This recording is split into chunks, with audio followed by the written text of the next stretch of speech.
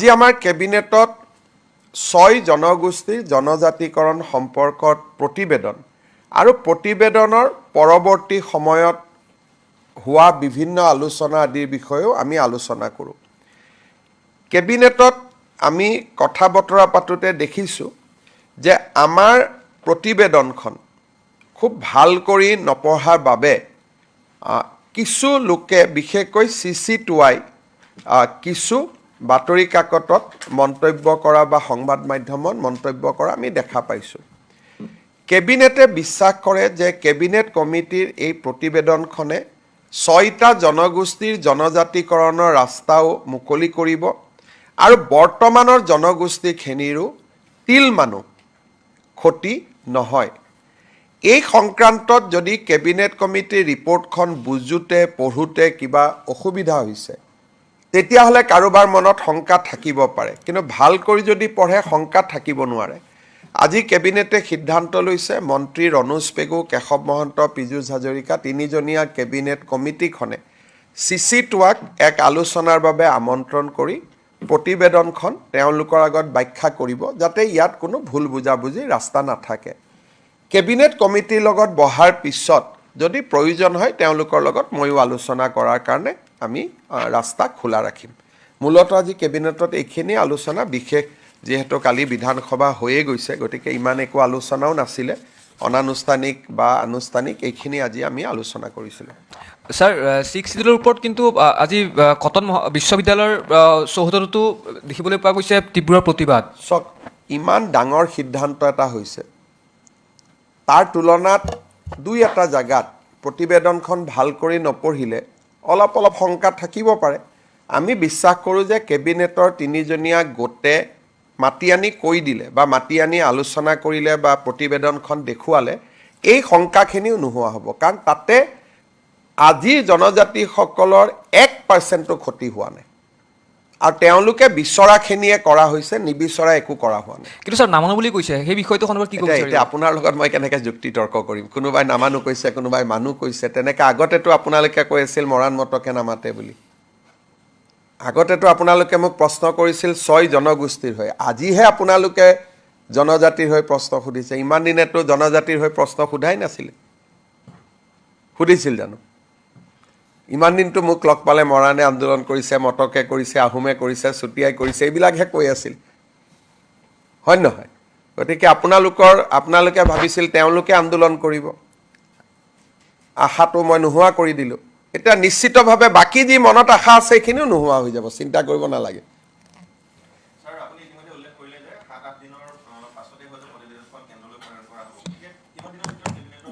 মই কেন্দ্ৰ চৰকাৰৰ হৈ মই কেনেকৈ উত্তৰ দিম? মই কৈছোঁ যে প্ৰতিবেদনখন পঠাব সময় আছে, যদি কংগ্ৰেছৰ কিবা পৰামৰ্শ আছে আমাক দিয়ক। মই প্ৰশ্ন মোক সোধা হৈছিল কংগ্ৰেছৰ ওপৰত, উত্তৰ দিছোঁ মই কংগ্ৰেছৰ ওপৰত। মই কৈছোঁ যে প্ৰতিবেদনখন আমাৰ হাততে আছে, গতিকে কংগ্ৰেছে যদি প্ৰতিবেদনখনতকৈ লিখাতকৈও কিবা ভাল পৰামৰ্শ দিব পাৰে আমাক দিয়ক, আমি আকৌ বিবেচনা কৰিম। কৰিব তেখেতে, কথাটো ৰণোজ দাই পাতিয়ে থাকে, ৰণোজ দা নিজেইতো জনজাতি, গতিকে সেনেকুৱা কাৰণে কোনো টাইম এনেকুৱা একদম নহয়। আজি ৰাতিও হয়তো ঘৰত গৈ বহি কথা পাতিব পাৰে, তেওঁলোকতো কোনোতো বেলেগ নহয়, আমাৰে মানুহ। গতিকে টেলিফোন কৰিলে হয়তো আজি ৰাতিও গৈ মাতি দিলে, তাৰ কাৰণে এটা বৈঠক সাংবাদিকক জনাই তেনেকৈ নহয় নহয়, বৈঠক হৈ যাব আৰু। গতিকে এইটোলৈ মোৰ প্ৰশ্নটো আছিল কি যে কংগ্ৰেছে ইমান দিন আছিল 6 জনগোষ্ঠীৰ লগত, কালিৰ পৰা তেওঁলোকে ঘূৰি দিলে। সেইকাৰণে কৈছোঁ আপোনালোকৰ কি পৰামৰ্শ আছে দিয়ক, আমি চাই লওঁ। সোণাপুৰত জনজাতি লোকসকলে ইমান ডাঙৰ সমদল কৰিলে, আপোনালোকেতো এটাও প্ৰশ্ন সোধা নাছিলে।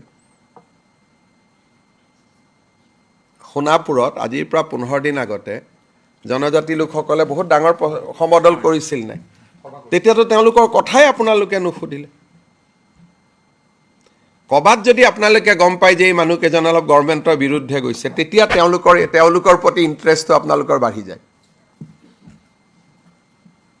15 দিন আগতে তেওঁলোকে, আজিতো কটন কলেজত কিমান মানুহ হৈছিলে? স্যাৰ প্ৰায় 500ৰ ওপৰত। 500, 25,000 মানুহ হৈছিলে। সিদিনাখনতো আপোনালোকে টংকেশ্বৰ ৰাভাকে উৰাই ঘূৰাই গালি পাৰি আছিলে, মনত আছেনে নাই জানো, হয় নহয়? সিদিনাখনতো আপোনালোকে টাৰ্গেট কৰি লৈছিল টংকেশ্বৰ ৰাভাক, আজি আকৌ তেওঁলোকৰ হৈ মাত দি দিলে আপোনালোকে। অলপ অসমখনক ঠাণ্ডা হৈ থাকিব দিয়কচোন, ভাল লাগে তেতিয়া। হ'ব, ধন্যবাদ। আন্দোলনলৈতো আলোচনা নহয়, আন্দোলনৰ লগতো আমিতো NHMৰ লগতো আলোচনা কৰা নাই। আন্দোলন হ'লে আৰু আলোচনা নহয়, আৰু আমি ইলেকশ্যন খেলি ল'ম, আৰু ইলেকশ্যনত আমাক হৰুৱাই দিলেই হ'ব। আৰু এতিয়াতো ইলেকশ্যনটো আৰম্ভই হ'ব ঘৰলৈ। আন্দোলন কৰিলে, ইলেকশ্যনৰ আগত আন্দোলন কৰিলে আমি কাৰ লগত কি কথা পাতিম? নিজ বাসভৱনত তেওঁলোকে নিজৰ নামঘৰত এগছি চাকি জ্বলাই আমাৰ জাতীয় শ্বহীদসকললৈকে যাতে নিজৰ শ্ৰদ্ধাঞ্জলি আগবঢ়াই বা জ্ঞাপন কৰে। কেবিনেটত আমি মূলতঃ আজি শ্বহীদ দিৱসৰ বিষয়ে আলোচনা কৰাৰ কাৰণে সমবেত হৈছিলোঁ। কেইটামান সিদ্ধান্ত লোৱা হৈছে, মই আপোনালোকক জনাব খুজিছোঁ। আমাৰ NHM নেশ্যনেল হেল্থ মিছনত কাম কৰি থাকোঁতে যদি কোনো কৰ্মচাৰী মৃত্যু হয়, আমি তেওঁলোকৰ পৰিয়ালক 5 লাখ টকাৰ এককালীন এটা আৰ্থিক সাহায্য আগবঢ়াই আহিছিলোঁ।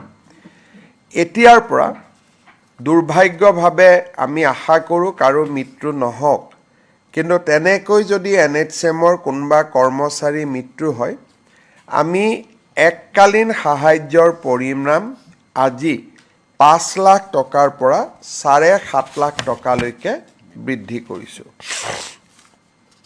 আজি আমাৰ কেবিনেটত অসম চৰকাৰৰ 5খন মিনি ITIত কাম কৰি থকা দুধনৈ, পাঠশালা, ৰঙিয়া, বিশ্বনাথ চাৰিআলি আৰু তিতাবৰ, এই 5খন মিনি ITIত কাম কৰি থকা কৰ্মচাৰীসকলৰ দৰমহা প্ৰায় 35% বৃদ্ধি কৰা হয়, আৰু প্ৰতি বছৰে তেওঁলোকক 6% দৰমহা ইনক্ৰিমেণ্ট বা দৰমহাৰ ওপৰত বৃদ্ধি 6% প্ৰতি বছৰে বৃদ্ধি কৰাৰ সিদ্ধান্ত গ্ৰহণ কৰে। আমাৰ কেইদিনমান আগতে আমি অসমত কিছু মহাবিদ্যালয় বিশ্ববিদ্যালয়লৈ উন্নত কৰিছিলোঁ, কিন্তু বহুকেইখন কলেজ এনেকুৱা আছিলে যে উন্নত হোৱাৰ লগে লগে প্ৰিন্সিপালজনক আমি ৰেজিষ্টাৰ কৰিছিলোঁ, কিন্তু তেওঁলোক ৰিটায়াৰমেণ্টত যাবৰে হ'ল। তাৰ ফলত শিক্ষানুষ্ঠানখনৰ ধাৰাবাহিকতাত এটা